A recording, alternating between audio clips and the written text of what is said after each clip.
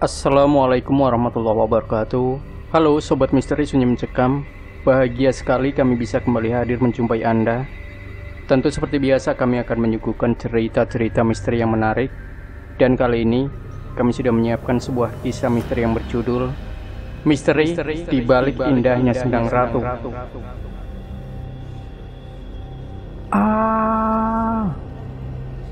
Maya terbangun dari tidurnya, nafasnya tersengal-sengal, dadanya naik turun, keringat dingin membasahi keningnya hingga mengembun. Ada apa ini? Sudah beberapa hari tidurnya memberi mimpi yang sama, mimpi dirinya yang tenggelam hingga membuatnya tercekat bagai kehabisan nafas. Sejenak dia duduk terdiam di atas kasur, semua kini jadi beban pikiran.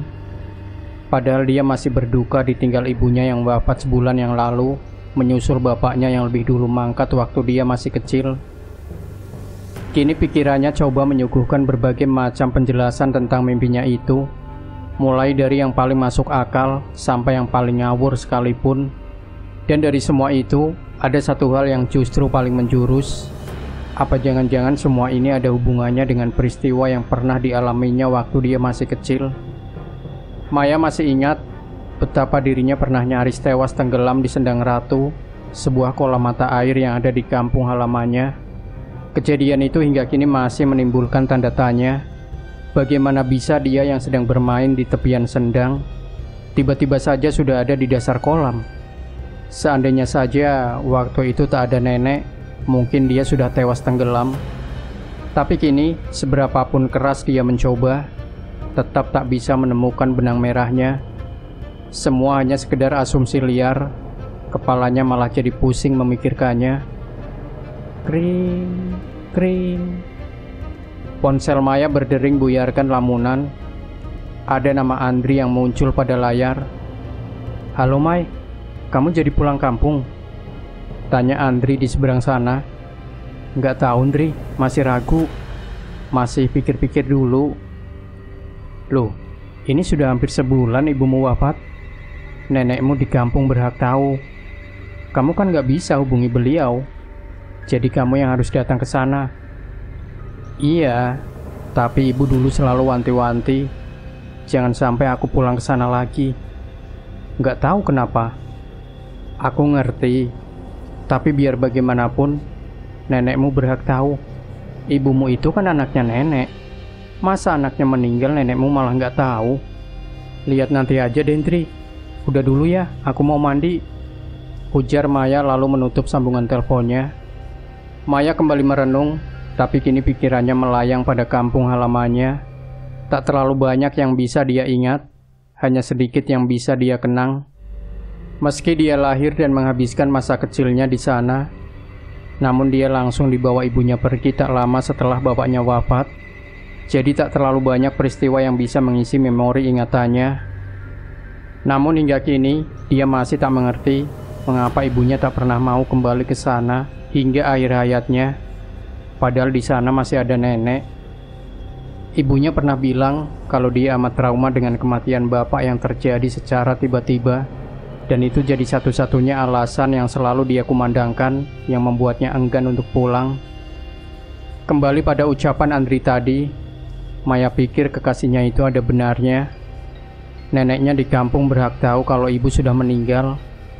Meskipun ibu melarang keras untuk pulang, namun kali ini jadi satu pengecualian. Maya mengangguk yakin. Dia sampai pada satu keputusan. Suka tak suka, mau tak mau, dia harus pulang. Bener ini jalannya Mai?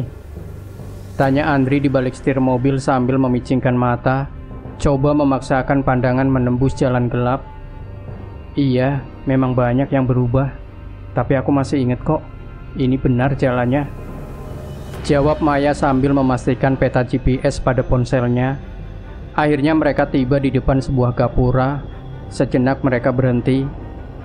Maya menatap nanar jalan tanah menanjak di balik gapura, jalan menuju desa tanah kelahirannya.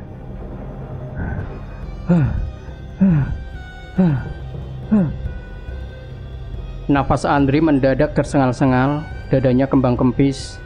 Udara malam pegunungan yang dingin tanpa ampun langsung membuat penyakit asmanya kambuh. "Kamu nggak apa-apa, Andri?" tanya Maya dengan wajah khawatir. Andri cuma menggeleng, lalu cepat-cepat mengambil inhaler mungil yang selalu ada dalam tasnya.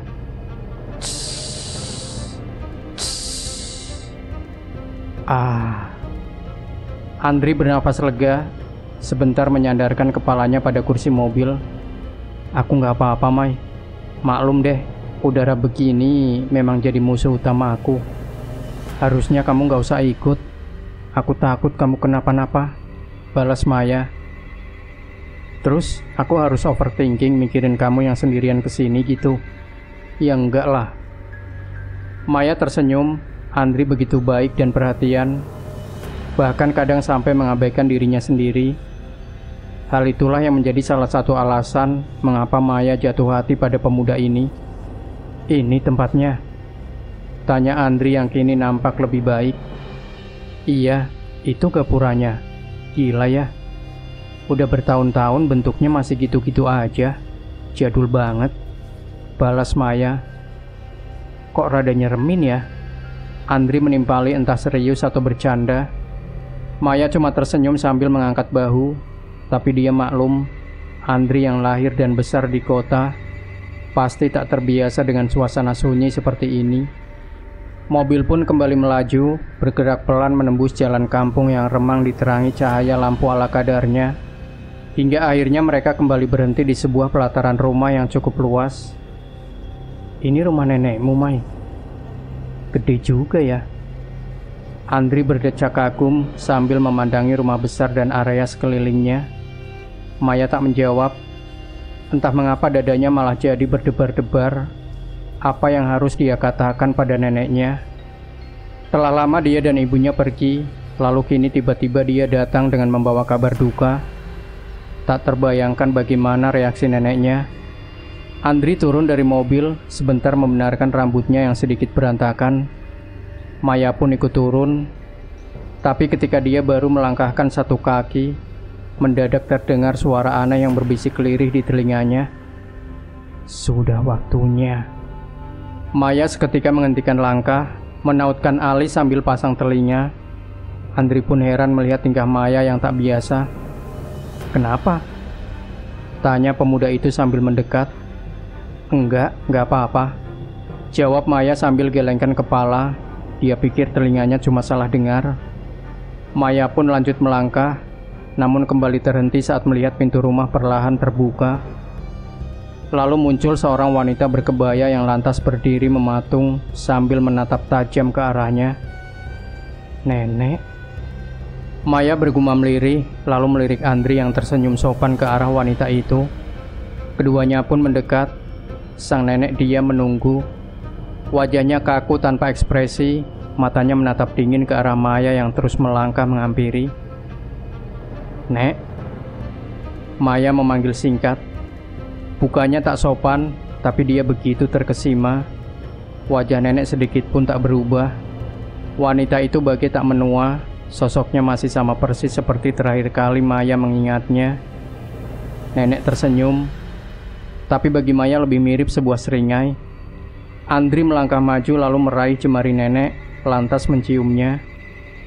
Kemudian dia melirik Maya seakan memberi kode agar kekasihnya itu juga melakukan hal yang sama. Maya pun tergugah, sosok nenek begitu berkarisma hingga membuatnya sesaat jadi terpukau. Lalu dia pun cepat meraih jemari nenek, lantas menciumnya. "Apa kabarmu, Mai? Sudah lama ya?" ucap sang nenek tanpa bergeming dari tempatnya berdiri. "Iya, Nek. Maaf kalau Maya baru bisa pulang. Soalnya..." Sang nenek mengangkat tangan memotong ucapan Maya. "Sudah, tak perlu kamu katakan. Nenek paham kenapa kamu tak mau pulang. Yang penting sekarang kamu sudah ada di sini." Maya terdiam, neneknya masih seperti dulu. Wanita itu bagai punya sinyal rasa yang kuat hingga membuatnya seolah jadi segala tahu. Lalu nenek melirik ke arah Andri. "Kamu siapa?" Andri tersenyum sembari membalas sesopan mungkin. "Saya Andri, Nek, temannya Maya." Kamu sakit ya?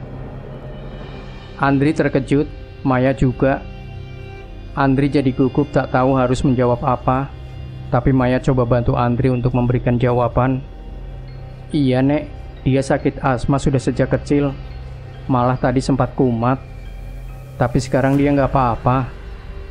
Nenek memandangi Andri dari atas kepala sampai ujung kaki. Lalu wanita itu manggut-manggut, entah apa yang ada dalam benaknya. Andri dan Maya saling lempar pandang. Tak ada kata yang terucap antar keduanya. Mereka tak mengerti mengapa nenek bersikap seperti itu. Nenek mengajak mereka masuk, lalu mempersilahkan keduanya duduk. Maya begitu canggung. Dia bersikap tak ubahnya tamu biasa, padahal dia lahir di sini. Namun kini dia merasa segalanya begitu asing.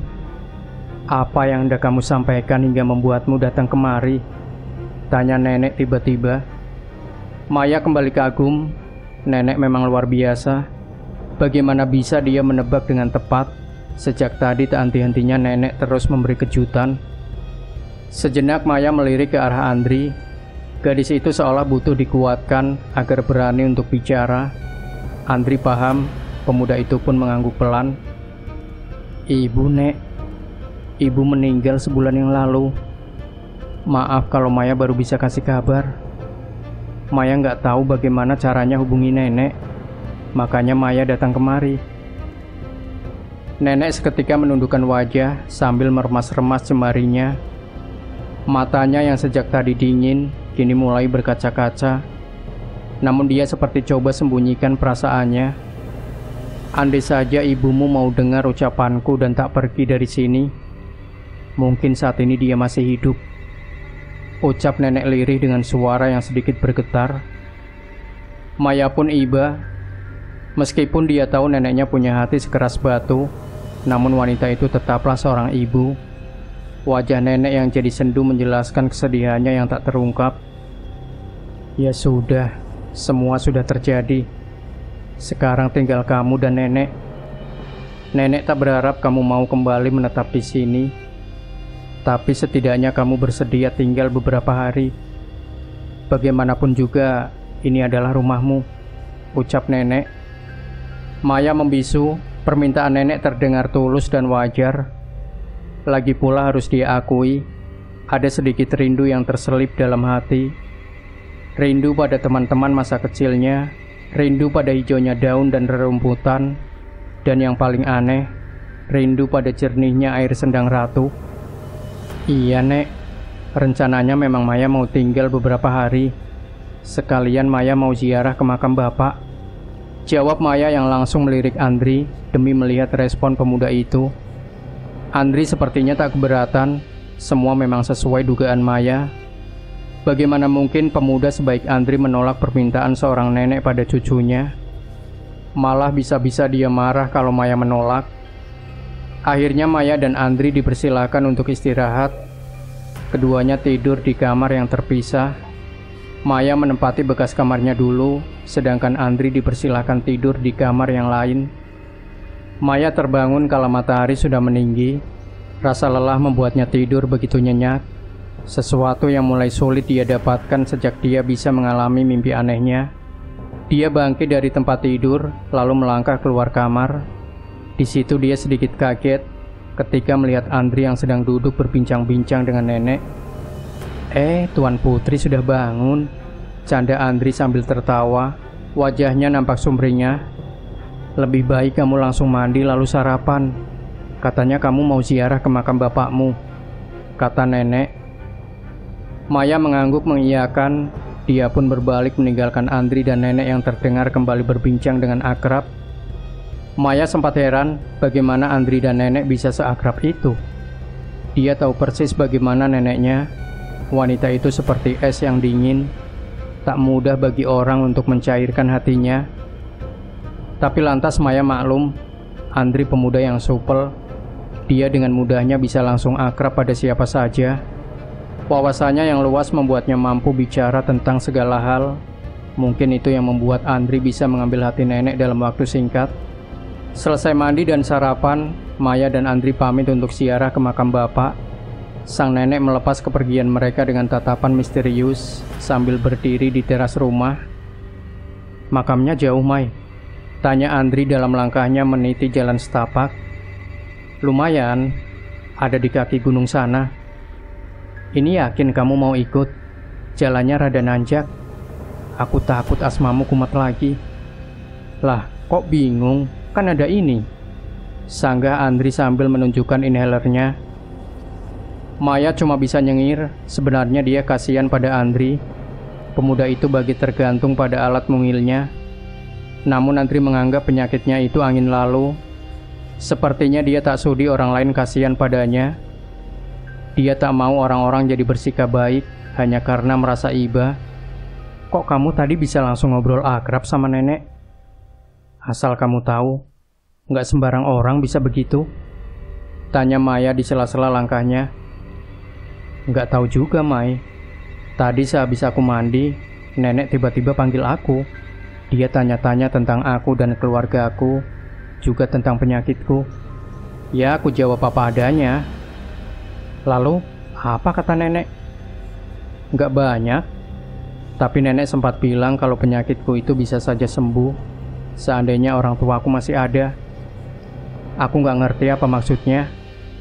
Tapi waktu aku tanya, nenek malah cuma senyum. Sesaat Maya jadi heran mendengar hal itu.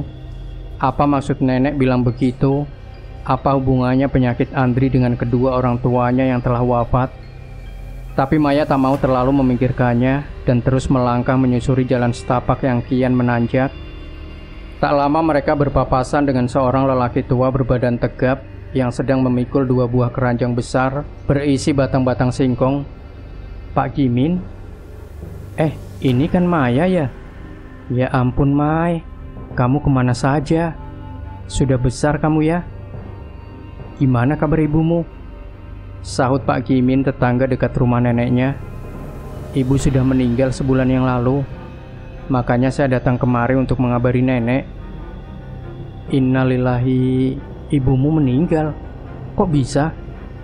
Tanya Pak Gimin yang langsung membuat Maya sedikit heran hingga menggerutu dalam hati. Kok bisa? Pertanyaan macam apa? Ya bisa lah, Pak, namanya juga manusia. Ibu sakit kanker. Sebenarnya sudah lama. Minta doanya saja, Pak. Jawab Maya sedikit ketus. Pak Gimin seperti menyadari kekeliruannya. Dia pun coba memperbaiki kesalahannya. Maaf, Mai. Maksud Bapak tadi, ibumu itu kan sepertinya sehat walafiat. Dia jarang sakit. Makanya Bapak jadi kaget. Maaf ya. Gak apa-apa, Pak. Gak perlu sampai minta maaf segala. Sahut Maya coba memaklumi. Pak Gimin tersenyum canggung. Rasa bersalahnya belum sepenuhnya hilang. Tapi Maya tak mau berlarut-larut. Dia pun coba untuk alihkan pembicaraan. Tiwi apa kabarnya, Pak?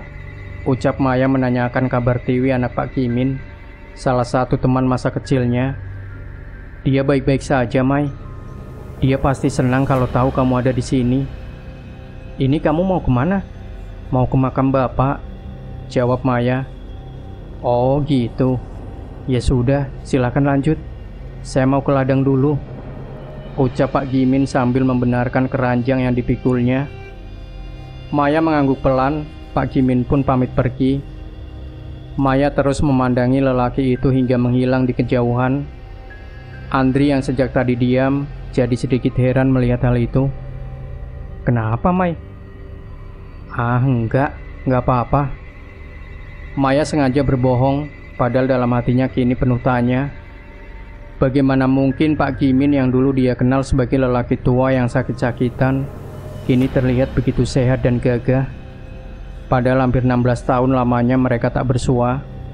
Maya pun melanjutkan langkahnya dengan pikiran yang jadi bercabang. Dia lebih banyak diam.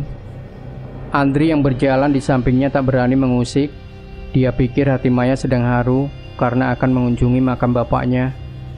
Kini keduanya telah sampai di sebuah area pemakaman yang sunyi dan teduh, dinaungi pohon-pohon kamboja. Namun tempat itu terlihat kotor dengan banyaknya daun-daun kering yang berserakan di mana-mana. Maya dan Andri berjalan hati-hati melewati sejumlah makam yang nampak terbengkalai dan tak terawat. Makam-makam yang itu kok seperti nggak keurus ya, Mai? Tanya Andri sambil menunjuk beberapa makam. Iya, aku juga heran. Padahal dulu nggak begini, sahut Maya menimpali. Lalu langkah mereka terhenti di dekat sebuah makam. Maya tertegun, hatinya miris. Itu makam bapaknya, tapi kondisinya sungguh memprihatinkan. Tanahnya amblas, nisanya miring, rumput liar tumbuh menutupi hingga makamnya nyaris tak terlihat. Sungguh jauh dari harapannya. Apa nenek tidak pernah mengurusnya? Dia jadi sedikit malu pada Andri. Lalu mata Maya tertuju pada beberapa makam lain di sekitarnya yang juga bernasib sama. Apa keluarganya tak ada yang peduli dengan makam sanak saudaranya sendiri? Keterlaluan. Tapi Maya coba abaikan barang sejenak. Dia lantas dibantu Andri membersihkan makam bapaknya. Lalu keduanya pun sejenak hikmat berdoa. Setelah beberapa saat, mereka pun usai berdoa. Andri langsung bertanya apa rencana Maya selanjutnya. Habis ini kamu mau apa? Aku mau ke Sendang Ratu. Hah? Serius? Kamu gak salah? Memangnya kenapa? Maaf ya Mai. Tapi bukannya kamu pernah tenggelam di sana? Memangnya kamu gak trauma? Enggak lah. Kejadiannya kan sudah lama.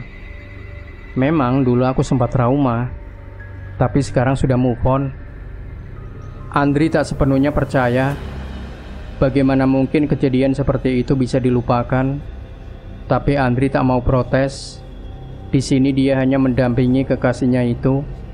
Apapun yang bisa membuat Maya bahagia akan dia turuti. Lagi pula dia juga penasaran seperti apa sih Sendang Ratu itu.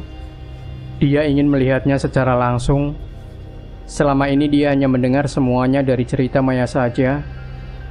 Lalu keduanya melangkah meniti jalan setapak yang makin menanjak, melewati ladang-ladang dan sawah lalu masuk ke dalam sebuah hutan kecil. Masih jauh, Mai? Tanya Andri dengan nafasnya yang kini terdengar satu-satu. Udah deket. Kenapa? Kamu gak kuat? Kalau gak kuat gak usah maksa. Kita balik aja. Kalau kamu semaput di sini, aku yang repot. Kata siapa? Ayo lanjut. Andri seketika menegakkan badannya.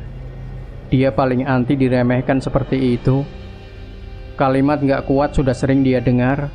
Dia tak ingin kalimat menyebalkan itu jadi menjatuhkan mentalnya. Akhirnya mereka lanjut terus masuk ke dalam hutan.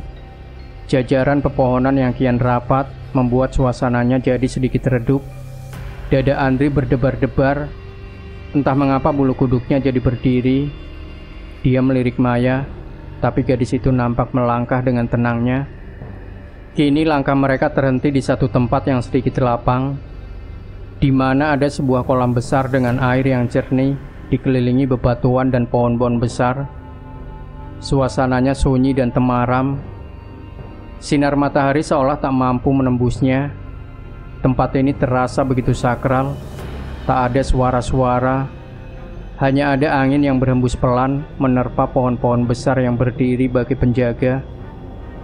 Ini tempatnya, Mai? Tanya Andri sambil bertolak pinggang.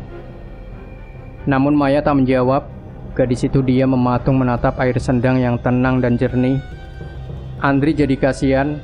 Maya pasti sedang terkenang peristiwa yang pernah dialaminya. Meski Maya kerap mengingkari, tapi Andri yakin kejadian tragis itu masih menyisakan trauma yang membekas dalam dirinya. Tapi mendadak Maya melangkah pelan menuju sendang, lalu berhenti persis di tepinya. Sejenak dia berdiri di situ dengan tatapan mata yang kosong. Andri tak mengerti, sikap Maya sedikit tak wajar. Maya mau apa? Namun pemuda itu langsung tercengang ketika Maya tiba-tiba saja menceburkan dirinya masuk ke dalam air. Mai, kamu mau ngapain? Maya tak menggubris. Gadis itu terus bergerak ke tengah sendang dengan tinggi air sebatas dada. Sampai di tengah, sejenak Maya diam mematung. Lalu tanpa diduga-duga, perlahan dia memendamkan dirinya masuk ke dalam air. Mai, Maya. Andri mendekati tepi sendang sambil memanggil-manggil kebingungan. Dari situ dia masih bisa melihat tubuh Maya yang terbenam di dalam air. Tapi gadis itu tak bergerak. Dia bagai membatu di dalam sana. Andri jadi khawatir, ini ada yang tak beres. Dia hendak menyusul Maya masuk ke dalam air, namun belum sempat apa-apa. Tiba-tiba kepala Maya sudah kembali muncul ke permukaan. Andri terkesiap. Yang dia lihat bukan Maya, melainkan seorang wanita cantik dengan mahkota bak seorang ratu yang muncul keluar dari dalam air. Andri tersurut mundur, namun langkahnya jadi ceroboh hingga kakinya terantuk batu, lalu jatuh tersungkur mencium tanah. Sebentar pandangannya teralihkan, tapi begitu dia kembali melihat ke depan, sudah ada Maya yang berdiri mematung di hadapannya dengan tubuh yang basah. Andri mengucek-ngucek mata, seolah meragukan pandangannya sendiri. Sebenarnya siapa yang dia lihat? Maya? Tanya Andri terdengar ragu. Mendengar suara Andri, Maya pun tergugah. Dia bagai kembali ke bumi. Dia langsung heran saat menyadari sekujur tubuhnya yang basah. "Mai, kamu kenapa?"